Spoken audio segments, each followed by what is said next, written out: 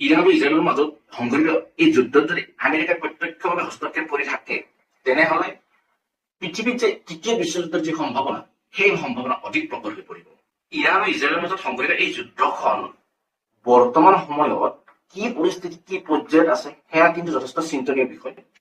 Israel আৰু ইৰাণৰ মাজত সংঘটিত এই যুদ্ধখন বৰ্তমান যুদ্ধবিৰতিৰ দিশলৈ নিব পৰা কিবা পৰিস্থিতি বা পৰিৱেশ আছেনে তাৰ ওপৰত পৰ্যালোচনা কৰাৰ কিন্তু থল আছে। কিয়নো যদি ইজৰাইল আৰু ইৰাণৰ এই যুদ্ধখন চলি থাকে তেনেহলে এই যুদ্ধৰ ফলত সমগ্ৰ পৃথিৱীৰ যি অৰ্থব্যৱস্থা সেই অৰ্থব্যৱস্থা যথেষ্ট প্ৰভাৱ পৰিব।